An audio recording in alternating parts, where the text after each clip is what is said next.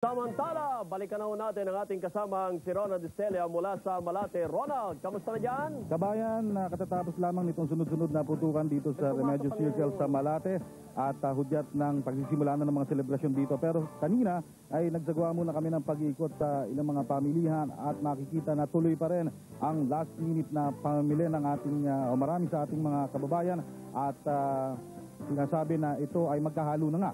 Unang-una ay bilang paghahanda, preparasyon sa pagsalubong sa paghihiwalay ng taon ngayong hating gabi. At ang ikalawa ay yung kakaba-kaba pa rin marami sa mga kababayan natin dito sa mga epekto ng Y2K.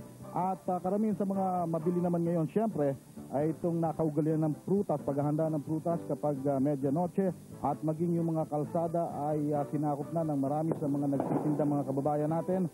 At kung ano-ano mga paninda na yung makikita, andyan yung mga torotot, mga papatok at kung ano-ano pa. At sa mga kalsada na binaybay namin kanina, kabayan, napakaluwag naman at magandang biyahihin ng marami sa mga motorista natin na gustong mamasyal, lalo pat merong magkakahiwalay na lugar na pagdarausan ng mga selebrasyon ngayong gabing ito. At mamaya sa pagbabalik ko, kabayan, maraming tao na, puno na halos ang harapan ng Quirino Grandstand na siyang pinaka-tampok sa magiging selebrasyon ngayong paghihiwalay ng taon ngayong hating gabi. At mamaya, yan ang ating ipakikita. Initial report natin mula dito sa Malate. Kabayan?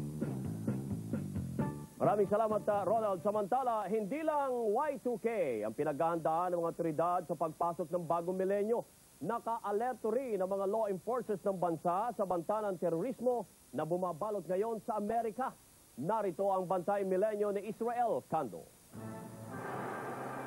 Bahagi ito ng isang anti-hijacking exercise ng PNP laban sa terorismo.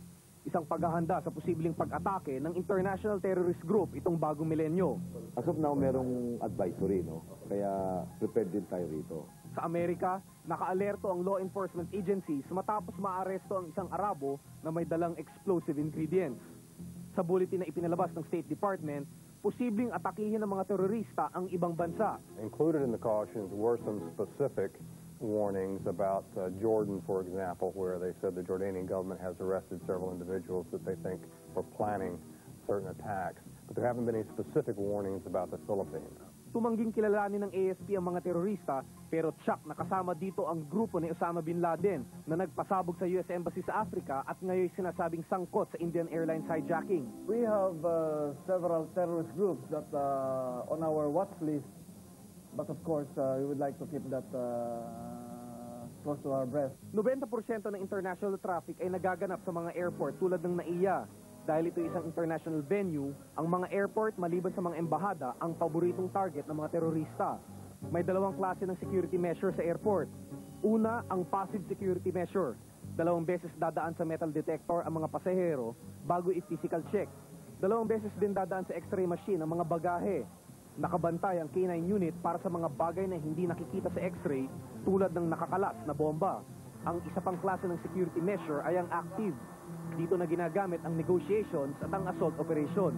Kung hindi makuha sa negotiation, then there might be a need of actual assault of the aircraft. Yun ang active measure. Lumilitaw na handa na ang mga otoridad, pero nananatili pa rin ang element of surprise na hawak ngayon ng terorista.